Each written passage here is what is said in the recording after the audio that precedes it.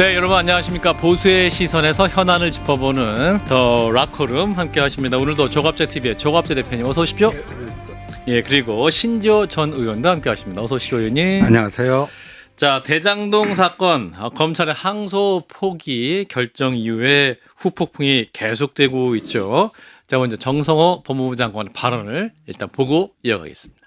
제가 법무부 장관 취임해갖고 구체적 사건에 대해서 이래라 저래라 지시하지 않는 것이 원칙으로 삼았습니다. 그 당시는 보고 왔을 때 좀 여러 가지를 고려해갖고 신중하게 합리적으로 잘 판단했으면 좋겠다. 이런 정도 제가 의사 표현했습니다. 성공한 수사 또 성공한 재판이었다고 생각합니다. 이번 대장동 관련 사건은 통상적인 기준에 비춰 봤을 때 검찰이 구형했던 양보다도 더 두 사람은 더 많은 형을 선고받았고 통상적인 검찰의 항소 기준인 그 양형 기준보다도 초과하는 그런 형을 선고받았습니다. 예, 자, 정성호 법무부 장관이 이제 출근길에 굉장히 정황된 우조로 잘된 재판이다, 성공한 재판이다 하면서 굉장히 또 이 비판에 대해서 반론을 펼쳤는데 어떻게 들으셨는지 조 대표님한테 말씀 주시죠. 성공한 재판 그 앞에 성공한 수사라고 그랬잖아요. 예, 맞습니다. 그러면은 앞으로 민주당이 이 수사한 검찰을 뭐 특검하겠다든지 혼나겠다는 거는 성립이 안 되잖아요. 그렇죠. 그렇죠. 예. 그리고 뭐 정성호 장관 이야기 그리고 노만석 대행의 이야기를 맞춰보면은 법무부 쪽에서 항소 포기하라고 강한 압박이 들어온 것은 사실관계로서 거의 확정된 거 아닐까요? 예. 그렇다면은 정성호 장관은 노 대행도 마찬가지겠지만은 좀 버티기 힘든 것 아닙니까? 어허. 근데 이게 이분들이 착각한 거라고 할까요? 하나 미스한 부분이 있다고 생각합니다. 항소 포기를 결정을 할 때. 예. 그건 법리적으로 이렇게 이야기를 하는데 뭐 형량이 많이 나왔다든지 그것보다는 국민들이 지금 화나게 만드는 것은 7,800억 아닙니까? 예. 7,800억을 추징해야 되는데 그게 400억 정도로 깎여버렸다. 약 470억 정도. 그러면은 이 검찰이 결국은 범죄 혐의자 편에 서고 국민을 배신했다 이렇게 되니까 그 예. 프레임이 너무나 강해요. 이게 지금 가장 큰 폭발력이거든요. 그런데 이거는 저 높은 자리에 있는 사람은 이런 미묘한 걸 놓치는 수가 있어요. 이게 보통 국민들을 자극하는 거 아닙니까? 예. 그래서 이것은 성난 민심으로 갈 가능성이 있어요. 우리나라에서 민심이 화를 내버리면은 정권이 엎어지는 경우가 몇 번 있었거든요. 예. 가장 최근이 조국 사건입니다. 2019년에 조국 사건 수사할 때 딱 보니까 이게 좌우가 없더라고. 거기에 대해서 분노하는 것은. 예. 그래 되면 일이 커집니다. 예. 신지호 의원님은? 저는 그 정성호 법무부 장관의 해명 중에 네. 정말 그 역사에 남을 궤변이 하나 나왔어요. 예, 신중하게 판단해 달라는 의견 제시만 했을 뿐이지 구체적인 지시는 한 적이 없다 그랬는데요. 예. 우리가 대표적인 그 사건이 생각납니다. 그 최순실 국정농단 때 이재용 삼성 부회장이었네요, 당시에는. 예, 그렇죠. 당시 부회장. 박근혜 대통령을 만났는데 그 당시에 삼성의 최대 그 수건이 뭐였냐. 경영권 승계하는데 제일모직과 삼성물산을 합병을 하는 거였어요. 예. 근데 이재용 부회장에게 유리하게 합병했는데 그 3대 주주인 국민연금이 거기에 편들어줬다 뭐 이런 건데. 예. 근데 이재용 당시 부회장이 박근혜 대통령에게 명시적인 청탁을 한 적은 없어요. 그렇죠. 그러니까 나중에 등장한 그 개념이 뭐냐 묵시적 청탁입니다. 예. 말은 안 했지만 눈빛만 봐도 알잖아요. 이 사람이 지금 나한테 뭘 부탁하려고 그런지 알아서. 눈빛만 봐도 알잖아요. 그게 나중에 묵시적 청탁이 인정되었고 대법원에서 2년 6개월의 징역이 확정이 됐습니다. 그런데 예. 당시 갑을 관계로 보면 이재용 부회장이 을이고 박근혜 대통령이 갑이잖아요. 그런데 지금 정성호 법무부 장관과 노만석 검찰총장 대행본 누가 갑이고 누가 을인지 선명한데. 예? 근데 신중하게 해. 그리고 두 번째는 신중하고 또 합리적으로 판단해. 합리적이 그 세 글자가 더 들어갔어요. 예. 근데 우리가 유명한 게요. 그 국회에서 과거에 국회 흑역사 중에 이런 게 있습니다. 예. 어느 그 공천 의 실력을 발휘하는 어떤 중진이요. 재선 국회의원인가 딱 둘이 만났을 때 그 국회의원 배지를 만지작 하면서 아이고 이거 어렵게 단 배지인데 오래 달고 있어야 될 낀데. 진짜요? 예. 오. 이게 국회 흑역사 그 비화 중에 하나입니다. 그 배지 만지작 하면서 아이고 이게 참 힘들게 달았는데 오래 달고 있어야 할 텐데 아무 얘기도 안 했어요. 그러면 그게 뭐겠어요? 협박이죠. 네. 너 내가 까라면 까라. 이게 이 정성호라는 사람이 이런 그 궤변과 망언을 해놓고 나는 의견 제시만 했을 뿐이지 지시하지 않았다. 검찰청법 위반 아니다. 예. 예. 그래서 이제 직접적으로 얘기한 아마 법무부 차관이 아마도 이제 그런 우리가 직접적으로 얘기를 했던 상황인 것 같은데, 자, 이런 상황에서 이제 노만석 검찰총장의 권한대행의 발언이 논란을 더 키우고 있습니다. 지금 검찰이 처한 어려운 상황이나 용산 법무부와의 관계를 생각해 따라야 했다. 이렇게 이제 그 평검사들께 지적에 대해서 이렇게 또 해명을 했단 말이죠. 이거 어떻게 봐야 됩니까? 근데 이분이 말하는 걸 이렇게 몇 개 들어보니까 그 자리에 있어서는 안 될 사람 같아요. 아, 검찰총장 대행이다. 아니, 예. 내가 무슨 용 빼는 재주가 있나 하는 그런 이야기는 그러니까 약간 좀 기자한테서는 약간 해서는 안 될 이야기고 또 얼마나 지금 몸이 피곤한지는 모르지만은 예. 출근은 해야 되죠. 그걸 피하기 위해서 출근 안 한다 하면은 저런 멘탈 가지고 어떻게 그런 자리에 갔는지도 그렇고 뭔가 이렇게 딱 주워 들어가지고 잡히는 말이 없어요. 그리고 제일 처음에는 뭐 법무부 쪽의 의견을 참고하고 중앙지검장과 협의해서 결정했다. 뭐 이렇게 이야기하다가 점점 말이 달라져 가지고 사실상 법무부의 요청을 받아들였다는 식으로 하루에 말이 바뀌어 버리잖아요. 예.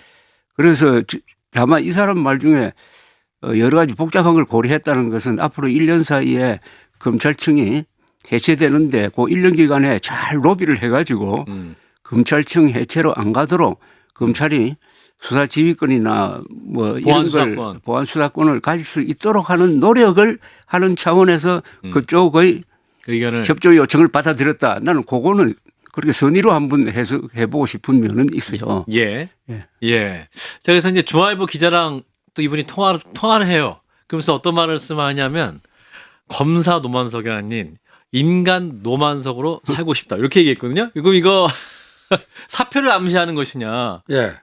근데 이분이 참 재밌는 게 이 개인의 문제가 아니잖아요. 아, 그러니까요. 예? 검사의 2,000명 검사와 수장인데 대한민국 형사사법 시스템의 최고 명운이 책임이, 예. 달린 문제인데 이거 뭐 개인적인 문제인 것처럼 얘기를 하고요. 예. 이분이 참 재밌는 게 이게 이 용산 그리고 법무부의 관계를 고려해서 결정했다. 그러니까 아주 그 좋은 말로 포장해주면 원칙적 법리적 결정보다는 정무적 결정을 했다라는 거 아니에요. 동료 판단이 개입돼 있다는 네. 거죠. 예. 근데 이게 이렇게 커질 줄 몰랐다? 이거 보면요. 정무 감각이 완전 꽝이에요, 이 사람은. 그렇죠. 네?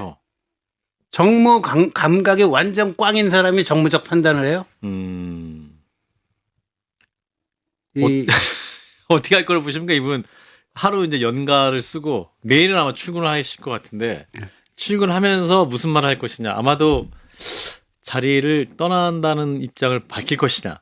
그건 너무나 당연한 것 아닙니까? 아, 그런가요? 아니 견딜 수가 없잖아요. 정성호 법무장관도 견딜 수 없다고 봅니다. 그런데 이 사건이 얼마나 큰 사건이라는 걸 이제 이 정권 쪽에서 민주당 쪽에서 좀 감지하게 된 것 아닐까요? 이건 거의 핵폭탄급 아닙니까?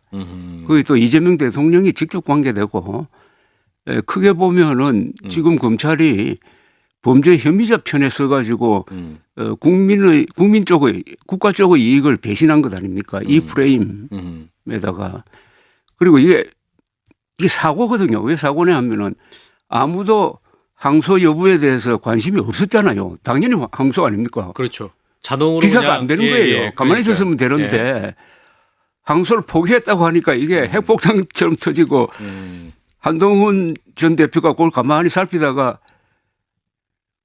8일 자정이죠 아마. 자정 넘어서 맨 처음 날린 게 11월 8일 0시 대한민국 검찰은 자살했습니다.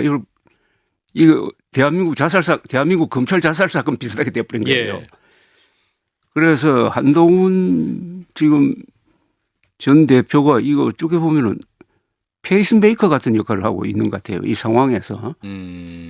그래서 지금 국민의힘은 여러 가지 그 논리적 모순 때문에 이 사건을 끈질기게 물고 들어갈 이 용기가 아니라 논리가 부족한데 홀가분한 한동훈 전 대표가 등장한 거예요. 이것도 이 상황에서 큰 변수입니다, 지금. 예.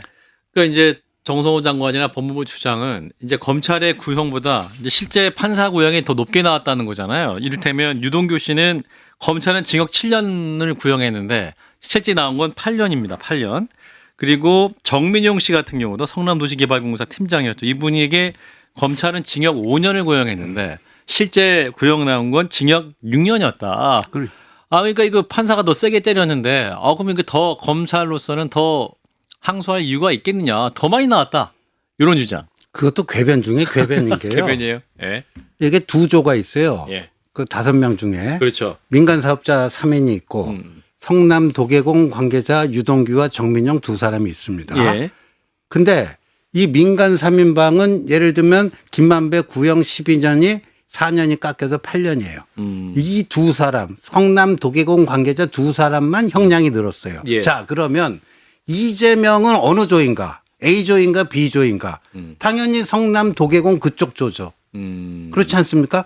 그 성남 도계공이 성남시 산하기관이니까. 예. 성남시장이었던 이재명 그 피고인은 당연히 이쪽 조죠. 그러니까 그게 궤변이에요. 네. 항소 포기해야 될 사건이 하나 있었어요. 그건 뭐냐면은 예. 양승태 대법원장에 대해서 1심에서 47개 혐의에 대해서 다 무죄가 나왔다고. 이거 항소했잖아요. 검찰이. 예. 그때는 예. 물론 윤석열 정부 때였습니다. 때였습니다. 그건 뭐 한동훈 검사가 좀 관계된 사건인데 한동훈 전 대표가 농담 삼아 요새 방송에서 한 이야기를 들었는데 일반 국민이었으면은 초코파이를 훔친 것도 항소했을 것이다. 그래서 누가 이런 걸 가지고 항소 안 하겠다고 하면은 법조인들은 돈을 받았든지 백을 받았든지 미쳤다든지 그렇게 하나로 생각할 거다. 이렇게 이야기하는 거예요. 예. 그래서 이 사건의 폭발력은 이런 의외성입니다. 그리고 지금 그 자꾸 형량 가지고 이야기하는데 그것도 말씀드리지만은 이 높은 자리에 있는 사람이 서민들의 마음을 이해하지 못해 가지고 큰 사고 치는 것 중에 하나가 바로 이 돈 문제예요. 돈 문제. 보통 사람들 있잖아요. 형량이 어떻고 뭐 배임죄, 뇌물죄 이거 별 관심 없습니다. 오로지 우리가 받아야 될 국가가 받아야 될 7,800억이 깎여가지고 400억이 되고 저 사람들 형 살고 나오면은 준재벌로 살면서 여생을 즐기게 된다 이거예요. 이걸 어떻게 설명하고 해소하느냐.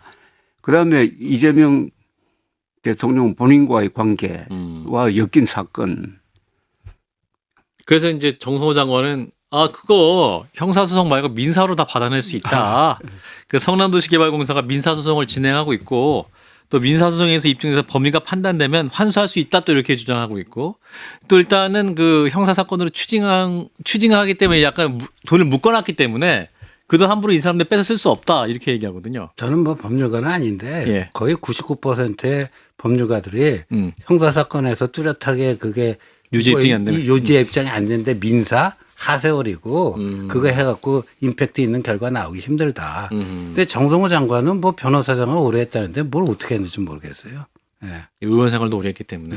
그런데 조국 교수도 그게 동조하는 글을 썼잖아요. 네. 네. 그런데 그게 완전히 판결문하고 다르더라고. 판결문에는 비록 7천억을 400억으로 깎았지만은 추징해야 되는 것의 법리를 딱 써놨어요. 예. 왜 이걸 추징을 해야 되느냐 하면은 지금 소송을 제기해가지고 예. 지금 성남시 측에서 소송 아마 이재명 대통령을 상대로 소송했는가 모르겠어요. 뭐 하여튼 소송해가지고 민사소송이 진행 중인데 예. 진행 중인데 전혀 진전이 없답니다. 네. 그러니까 형사 사건이 확정되어야 네. 확정되어야 얼마를 받는다든지 하는데 그것까지 기다리기에는 너무나 시간이 걸리니까 추징해야 된다고 판결문에 써놨다고. 그렇죠. 회복하기 힘든 피해일 경우에는 민사소송이 진행되더라도 추징할 수 있다. 그러니까 그 몰수할 수 법리 있다. 논쟁은 의미가 없어요. 판결문에서 그래 써놨는데 다만 액수가 줄었을 뿐인데. 그런데 조국 정승호 이런 분들이 실무에서 멀리 떠나 있어 놓으니까 그런 실수를 한 것 같아요. 예. 자, 그래서 이제 국민의힘에서는 오늘 대검을 항의 방문하기도 하고 탄핵 얘기도 많이 하고 있죠. 일단 정성호 장관 탄핵해야 된다 얘기하고 있고 더 나아가서 장동혁 대표는 이재명 대통령까지 탄핵해야 된다. 이렇게 좀 나가고 있는데 이 상황도 더 확전될 수 있을 것이냐 어떻게 보시나요? 아니 뭐 저 정성호 장관도 탄핵을 못 하는데 어떻게 이재명 대통령을 탄핵을 해요? 그러니까 뭐 이렇게 말하는 거는 자유예요. 근데 말하는 거 자유야. 책임 있는 위치에 있는 분들은 네. 그래도 지켜보는 당원들과 지지자들이 네. 어느 정도 현실 가능성이 있는 목표를 제시하고 그거를 100%는 아닐지라도 그렇죠. 50% 이상 쟁취하는 모습을 보여야지 아, 저 사람 믿고 따를만 하다. 저 사람 하자는 대로 하니까 뭔가 되는구나. 네. 이런 효능감이 생기고 또 자기가 그 경쟁자들에게는 또 타격감도 주고 뭐 이런 거 아닙니까? 근데 조금 그래요. 지금 그래서 사실 그 국정조사, 정성호 탄핵, 그 다음에 특검, 이거 3종 세트 다 맞아요. 해야 되는데 예. 삼지선다가 아닙니다. 다 해야 되는데 근데 오늘 마침 김병긴 민주당 원내대표가 이거를 검사들을 항명한다. 이 항소 포기에 대해서 항명한다. 항명 특검을 하자 그랬잖아요. 예. 이거는 딱 보는 순간 무조건 낚아채야 됩니다. 무조건 낚아채야 특검 돼요. 가자. 이게 참 그 재밌는 게 드루킹 특검 비슷하게 될 수가 있어요. 그러니까 서로 자기 입장과 처지에서 유리한 쪽만 보는 거예요. 당시 드루킹 특검 받을 때도 추미애 그 민주당 대표가 덥석 받았잖아요. 이게 뭔가 드루킹 특검하면 저쪽 국민의힘에게도 타격을 줄 줄 알았거든요. 그 바둑이가 저쪽 편인 줄 알았나 봐요. 예. 근데 지금 그 김병기 원내대표 하자는 대로 하면은 항명도 조사해야 되지만 이 동전의 악과디 아닙니까? 분리해서 할 수가 없어요. 네, 동전의 악과디로 이 이제 수사 외압, 항소 포기 그 외압 이게 있기 때문에 예. 같이 조사될 수밖에 없습니다. 그러니까 무조건 낚아채 갖고 해야 돼요. 만약에 민주당이 특검 하자고 하면 바로 받아서 하는. 바로 해야 됩니다. 아하. 네. 조 대표님 생각은? 저는 국민의힘이 이 절호의 기회를 현재로는 살릴 수 없을 거라고 봐요. 없다. 그건 뭐 구조적 문제인데 불법 계엄을 옹호하고 윤어게인을 외치면서 그리고 사실상 부정선거 음모론에 편성한 사람이 무슨 근거로 이 문제를 공격하느냐 하는 기본적인 불신감이 있거든요. 그런데 하나 방법이 있는 것 같아. 네. 한동훈 전 대표가 지금 당원 맞죠? 네. 예, 그러면은 일종의 비상대책기구를 하나 만들어가지고 그 비상대책기구 책임자로 한동훈 전 대표를 추대해가지고 이 사건을 다루게 하는 거예요. 그러면 아주 재미있는 상황이 벌어질 거라고 봅니다. 그리고 저쪽도 긴장을 하고. 그러니까 공격할 수 있는 홀가분한 입장이 있는 사람이 우리 정치권에서 대표적인 사람은 한동훈, 이준석 불법 계엄에 반대하고 음모론에도 반대하고 했으니까 뭐 그침이 없잖아요. 또 두 사람이 다 일관되게 이재명 노선을 비판을 했고 또 어떻게 보면 결자해진데 네. 이 사건, 이 대장동 사건 수사를 총괄한 사람이 한동훈 당시 법무장관 아닙니까? 그럼 그 게임이 된다 이거죠. 예, 예. 그러니까 국민의힘 대장동 항소 포기 대책 TF 그렇죠. 위원회 팀장, 뭐 팀장을 팀장 하든지. 혹은 위원장을 한동훈 전 대표가 하면 좋겠다. 뭐 이런 바람이시고. 근데 이제 검사장들, 지처장들이 막 서명을 했어요. 이게 말이 되냐. 근데 서명 안 하신 분 중에 이문정 지검장이 이렇게 얘기했습니다. 항소해야 한다고 판단했으면 검사장을 포함해서 서울지검 소속 누구든 그 징계 취소 소송 각오하고 항소장 그거 내면 되는 거다 그냥. 아, 법무부 눈치 볼 거 뭐 있었냐. 아, 그냥 검사였으면 아니 법무부 연락을 왜 기다리냐. 그냥 검사 한 명이 단독으로 그냥 내면 그냥 끝나는 거였는데 아, 그걸 왜 너희들이 안 냈냐. 이를테면 정진우 서울중앙지검장도 아, 이분도 사표를 냈잖아요. 아, 그러면 대개는 내고 사표를 냈잖아요. 직을 걸고 내고 사표를 내. 이분은 안 내고 사표를 냈단 말이죠. 그러니까 이 서울중앙지검 검사들 행태 또 어떻게 봐야 되냐. 이것도 비판 지점에 나온 얘기인데. 이거 의원님. 사실 이제 이 얘기는 한동훈 대표가 먼저 했어요. 네, 네, 그뭐 나중에 일 다 징징거리지 마라. 끝나고 징징대면 뭐하냐. 네. 그리고 자기도 본인도 검사 시절에 비슷한 상황에서 3번이나 사표 쓴 적이 있다. 그 정도 결기가 있어야 되는 거 아니냐 하는 얘기고. 그러니까 우리가 검사하면은 뭐 이렇게 그 결기, 근성 뭐 이런 어떤 그 대한민국 검사의 어떤 긍정적 이미지는 그게 있었는데 야, 이번에 보니까 뭐 알아서 숙이고 굽히고 눕고 뭐 이런 그 퍼레이드가 벌어진 것 같아요. 예. 그러니까 이제 살아있는 권력에 대해서 굽히지 않는 게 이제 검사의 어떠한 멋진 모습, 국민들이 기대하는 것인데 그런 부분을 보여주지 못했다는 조 대표님은 어떻게 보셨습니까? 뭐 일일이 옳은 이야기인데요. 예. 앞으로 그랬으면 좋겠어요. 앞으로 그래. 그러니까 영웅이 되고 사표 쓰는 건데 예. 그렇죠. 아마 사표 수리 안 할 거예요. 아, 사표 수리가 안 될까요? 워낙 여론의 뒷받침을 받아가지고. 그러니까 이제 한동훈 전 대표 얘기도 이겁니다. 그러니까 다 끝나고 이러면 뭐하냐. 그러니까 이제 젊은 계엄군들이 그 어떤 상부의 지시를 거부에 대해 소극적으로 따랐던 거 아니에요. 네. 그러니까 따를 의무가 없고 거부하는 것이 공직자의 의무인데 징징대지 말라. 뭐 이런, 네. 이런 말이잖아요. 아니, 그러니까 계엄군보다도 못해요. 저는요, 12.3 계엄 당시에 유혈 사태가 벌어지지 않으니까 윤석열 측에서 궤변이 나온 게 이거 평화적 경고성 계엄이었다 해갖고 계몽령 그 궤변이 그래서 나온 거예요. 유혈 사태가 벌어졌으면은 그 얘기가 성립될 수가 없습니다. 실패한 계엄에서 나온 거죠. 예, 유혈 사태가 왜 발생하지 않았는가? 저는 첫 번째로 꼽고보면요, 계엄군의 사보타주입니다. 애국적 사보타주입니다. 소극적 대응. 네, 소극적 대응. 그것 때문에 유혈 사태가 안 난 거예요. 근데 그거를 윤석열 전 대통령 측에서 역이용해갖고 계몽령이라고 하는 궤변으로 일관한 건데 그 계엄군보다 못한 게 요번에 이 검사들이다. 이런 생각이 듭니다. 예. 그러니까 뭐 이게 정부의 태도도 뭐 비판받을 수 있습니다만 이 또 검찰도 역시 또 이번에 비판받을 지점은 분명히 있겠다. 여러 가지 좀 비판 지점이 있어서 지금 현 상황은 좀 오래갈 가능성이 좀 있어 보입니다. 자, 다음 이슈로 넘어가 보겠습니다. 자, 오늘 또 이재명 대통령이 12.3 불법 계엄에 가담한 공직자를 가려는 책임을 묻는 정문의 TF 구상을 승인을 했습니다. 그러니까 특검에 의존할 게 아니라 또 독자적인 조사도 해야 되는 것인데 오늘 국무회의 발언을 이어서 듣겠습니다. 헌법 존중 정부 혁신 TF를 정부 내에 구성했으면 좋겠다 하는 제안을 드립니다. 헌법 존중 정부 혁신 TF는 12.3 비상계엄 등 내란에 참여하거나 협조한 공직자를 대상으로 신속한 내부 조사를 거쳐서 합당한 인사 조치를 할 수 있는 근거를 확보하는 것을 임무로 하려고 합니다. 그 당연히 해야 될 일 같아요. 네.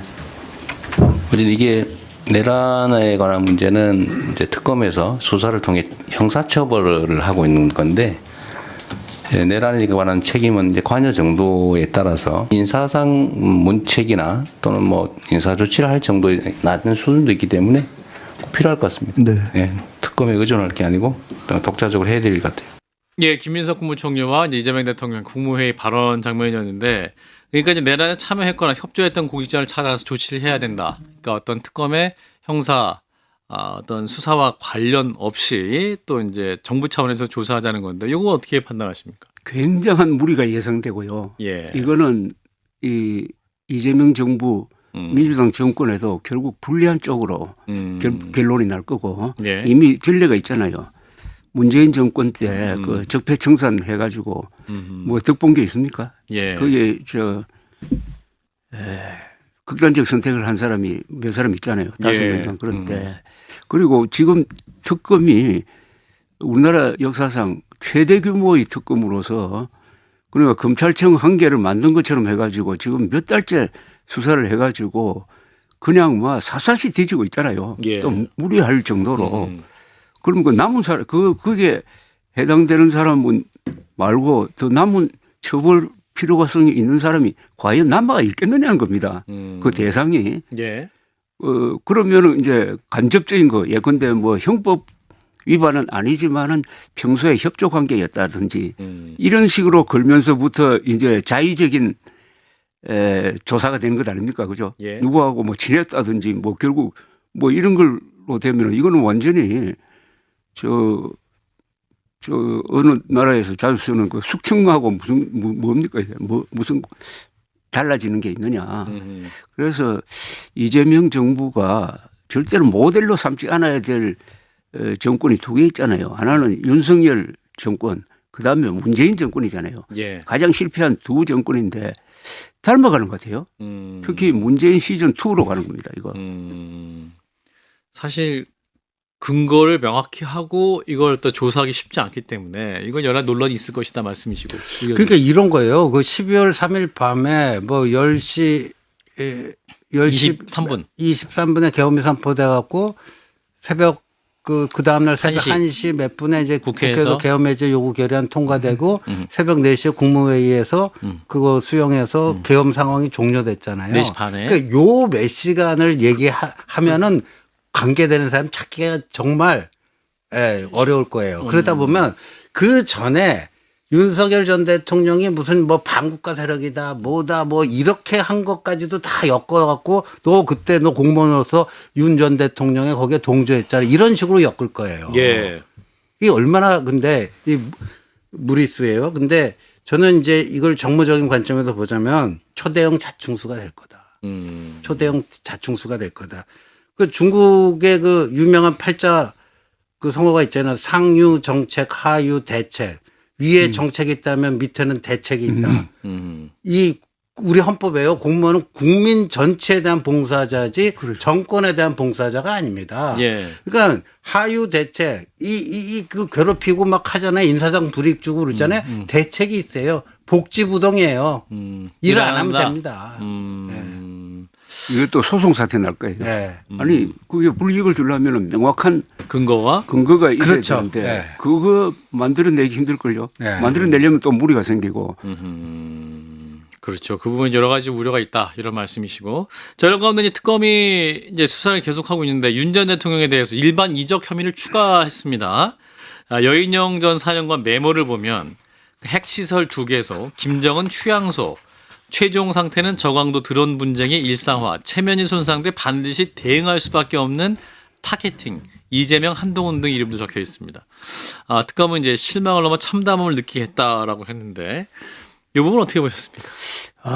저는 그 발표를 보고 참담한 걸 느꼈어요. 그러신가요? 이 건 수사는 완전히 실패입니다.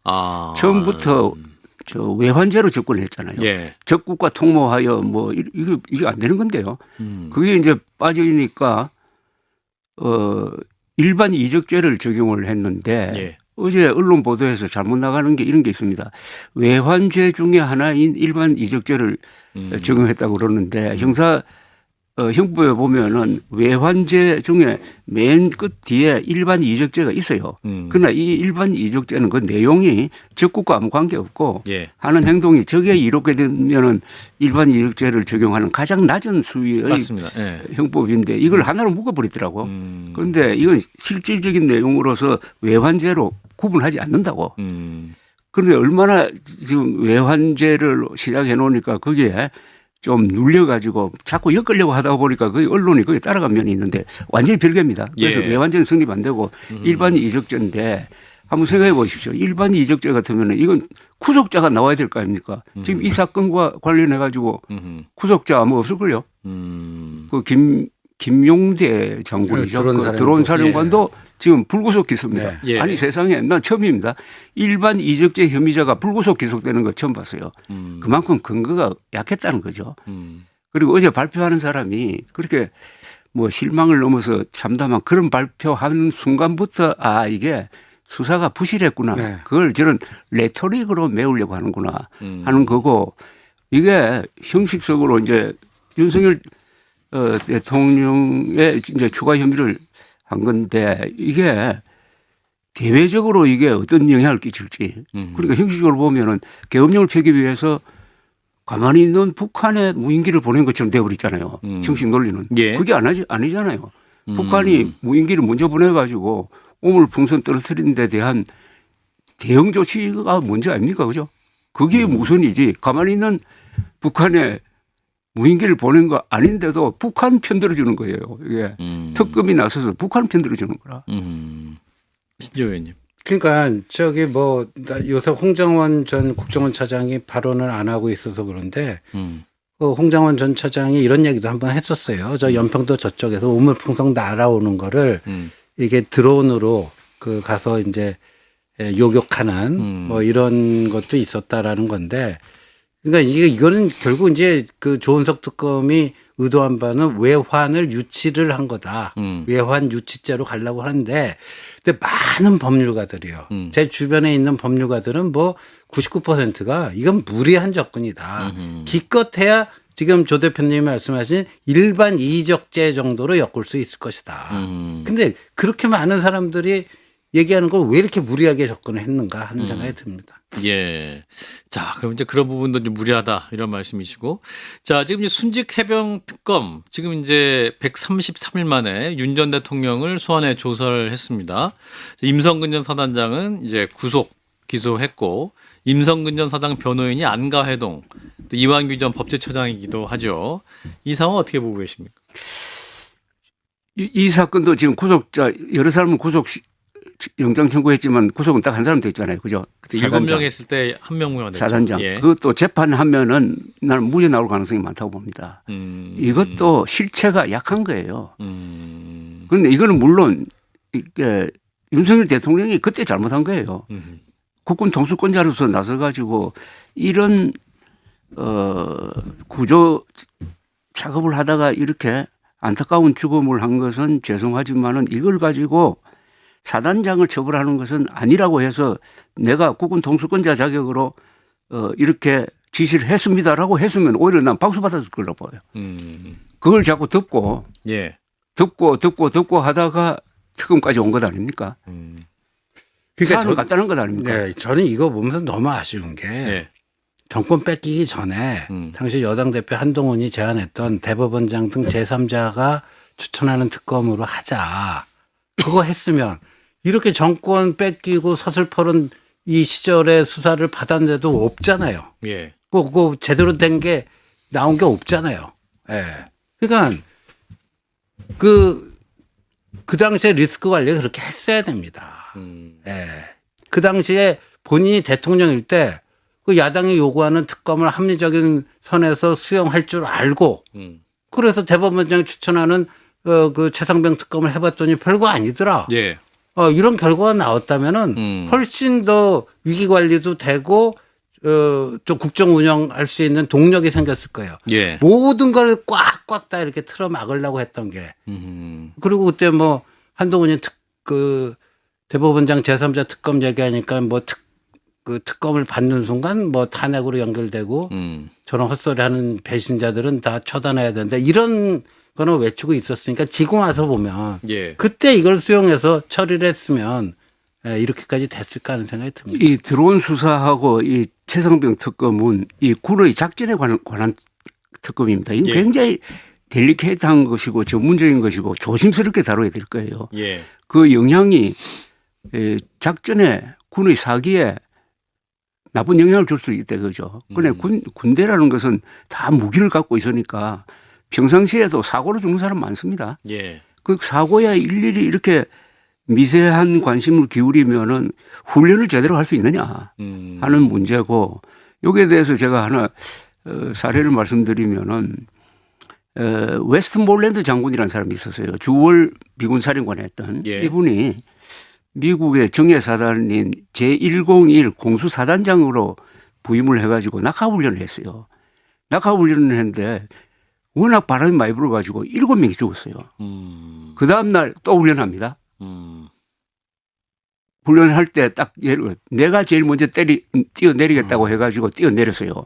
그 바람이 너무 불어.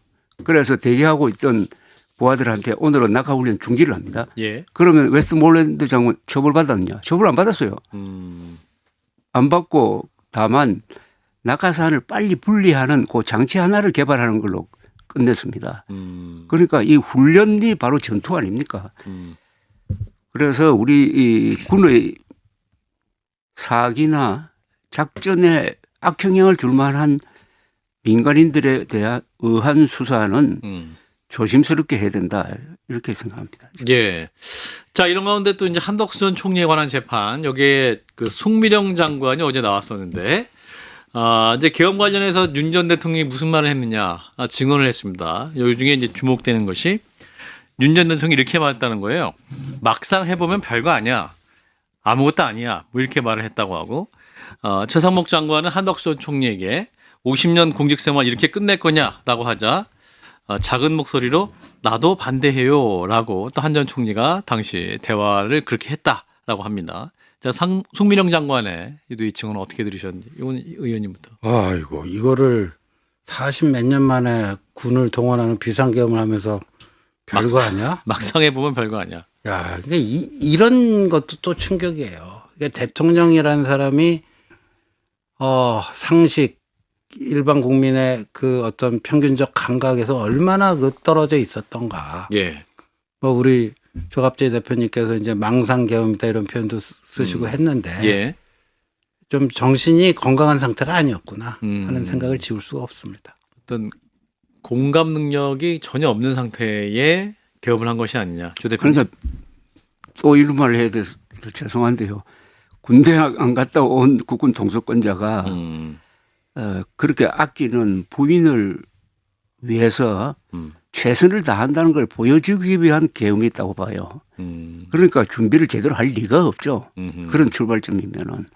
그리고 요새 그 법정에서 그 상황을 보면서 인상적인 것은 가장 강력하게 계엄 안 됩니다라고 이야기한 사람이 최상목 당시 부총리더라고요. 예. 예.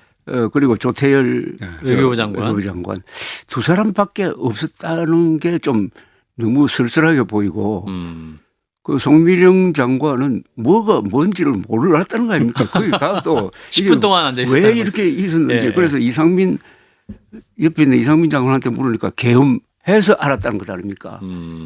그러면은 이게 제대로 논의된 거 아니잖아요, 그렇죠? 그렇죠. 그리고 국무회의라는 최고의 국가 지도부가 이렇게 소통도 안 되고 중요한 사안에 대해서 이런 이거 구멍가게에서도 하지 않을 이런 일을 하고 있었으니까 예. 그걸 보고 과연 안보 상황에서 위기 상황에서 우리나라가 대응할 만한 체제가 있느냐 시스템 있느냐 하는 데 대한 회의가 들어요. 우리나라는 언제든지 기습받을 수 있잖아요. 그렇죠. 예, 기습받았을 때 어떻게 대응하느냐 하는 것은 평소에 훈련이 잘 돼야 되고 그런 매뉴얼이 만들어져야 돼요. 예. 전번에 폭탄주 모임 같은 그런 거 있으면 안 되거든요. 국군의 날에 국군 주요 통수권자와 사령관들 지휘관들이 한 자리에 모아놓고. 모이면 안 되는 거 이런 걸 다 포함해 가지고 이번에 이재명 대통령이 후임자를 위해서도 그렇고 대통령의 행동에 대한 또는 최고 지도부의 행동에 대한 매뉴얼을 만들어야 됩니다. 예. 매뉴얼. 이재명 대통령이 난 제일 잘한 게 청와대로 돌아가는 결정이라고 보거든요. 예. 왜냐하면은 지금처럼 관저와 집무실에 있어가지고 계속 하루에 2번씩 이렇게 출퇴근하는 것이 얼마나 위험한가 그걸 줄이는 것 아닙니까? 예. 그래서 예. 한 걸음 더 나가가지고 국가 지도부의 위기 대응 매뉴얼을 만들자는 저는 제안을 합니다. 신지호 의원님은? 네. 저도 뭐 비슷한 생각입니다. 그러니까 그걸 반면교사를 삼아서 뭘 해야 되는데, 네. 좀, 이게 결국 오늘 저는 아까 얘기로 잠깐 다 되돌아간 것 같지만 김민석 총리가 헌법 존중 정부 혁신 TF 해갖고 내랑 관여 공무원들 뭐 잡아야 인사적 된다. 불이익 주겠다고 하는데 이 본인들이 지금 헌법 존중 안 하고 있는 게 많아요. 그러니까 오히려 그 윤석열 전 대통령의 과오는 어느 정도 이제 사실관계가 입증이 되고 하니까 거기로부터 이제 반면교사의 뭐 교훈 같은 것들을 그게 딱 나와야 만들어서 우린 최소한 이거는 지키겠다 이랬으면 좋겠어요. 근데 맞아요. 어떻게 보면요. 정말 어떻게 저렇게 비슷한 양태로 본질적으로는 비슷한 일을 저지르지? 요번에 항소 포기도 사실상 헌법 파기거든요, 이거. 네. 자, 이런 것들 또 이제 김건희 씨 이야기가 또 계속 뉴스의 중심입니다. 이건 또 어떤 얘기인가 하면 김기현 전 대표 얘기가 나와요. 이제 김기현 전 국민의힘 당대표 이분이 당 대표 당선된 이후에 김기현 대표의 배우자가 김건희 씨에게 당시 영부인이죠. 영부인에게 100만 원대의 명품 가방. 브랜드가 또 이번에 나왔어요. 로저 비비에 명품 백을 선물했다고 합니다. 이거 뭐냐? 이제 그게 밝혀진 게 그 백 안에 편지가 있었다는 거예요. 편지가 있어갖고 누가 줬는지가 명확하게 드러난 건데 여기 이제 김기현 대표의 해명이 이제 논란입니다. 아내가 당대표로 당선된 후에 선물을 한 거고 이거는 사회적 예의 차원의 선물이었다. 논란이 되자 또 성일종 국민의힘 의원이 아니 100만 원 되는 정도의 백이 무슨 뇌물이냐 또 이렇게 말씀을 하면서 또 다시 또 논란을 짚히고 있는데 이거 어떻게 듣고 계십니까? 무슨 저 국민 염장 지르기 대회 뭐 이런 게 만약에 있으면은 아니 김기현이 금메달 따고 성일종이 은메달 딸 것 같아요. 아니 이거 봐 이게 죄송합니다 하면 되는 건데 저 부적절했습니다 하면 되는 건데 사회적 예의 차원의 선물이라고 하니까 이럴 혹시 때 우리가 흔히 쓰는 말이 매를 번다 이렇게 하죠. 정말 예의 없는 사회에 살았던 것 같아요. 우리 근데 대표님은 이런 아니 선물 여기에는 중요한 정보가 있어요. 나는 예. 그게 더 중요하다고 예. 생각하는데 예. 2023년이죠. 그렇죠. 23년 봄에 할 때로 이렇게 거슬러 돌아가면 보면. 결국은 윤석열 대통령만 뛴 게 아니라 김건희 여사도 뛰어가지고 네. 김기현 의원을 당대표. 대표로 만들었다 하는 걸 적나라하게 보여주고 네. 그건 그러면은 윤석열 김건희 공동정권이었다 또는 김건희 윤석열 공동정권이었다는 거고 그때 실시간으로 어떤 큰 교회 목사님이 말씀하시기를 김건희 여사한테 전화를 받았는데 우리가 이번에는 김기현 의원을 밀기로 했으니까 도와달라고 했다고 저한테 이야기를 하더라고. 이거 우리 조 대표님이 단독을 갖고 계신 그래서 건데. 예. 그래서 제발 그런 이야기 좀 하지 마시라고 제발 그런 얘기 하지 마시라고. 했는데 그리고 현실이 그건 이거 개신교 목사인데 예. 이번에 보니까 통일교 도움도 상당히 받았죠. 받은 거 아닙니까? 받은 거죠. 당원들 가입 예. 통해. 그래서 이건 둘 다 김건희 씨는 뭐 해당이 안 되지만은 이거는 완전히 저 당내 경선에 개입한 거고 그렇죠. 이건 저 공직선거법 위반이죠. 그것도 되고 정당법 위반 뭐 그리고 또 이 공직선거법 위반을 아마 맨 처음 적용한 게 윤석열 검사 같은데 박근혜 대통령이 이제 친박 인사한테 예. 여론조사 좀 네, 편히 네. 봐줬다고 해가지고 징역 2년 네, 나왔습니다. 맞습니다. 그것까지 예. 다 종합하면은 김기현 의원이 사회적 예의라고 말할 계제가 안 되지 이거는. 예. 이분 또 판사 출신이신데 법률가인데 이렇게 말씀하시면 좀 당에 또 당 대표까지 하셨었는데 이 부분은 딱 자르고 가셔야 되는데 오히려 그렇죠. 논쟁을 더 촉발시키는. 만약에 이거 그 대장동 항소 포기가 없었으면 이거 더 큰 뉴스가 됐을 텐데 예. 이게 좀 주목을 덜 받고 있습니다. 덜 받고 있습니다. 예, 대장동 항소 포기 때문에 사실은 매우 부적절한 행동이었다. 두 분이 함께 진단해 주셨습니다. 자, 화요일에 더 라커는 오늘 두 분 말씀 여기까지 듣겠습니다. 여러분 고맙습니다. 고맙습니다.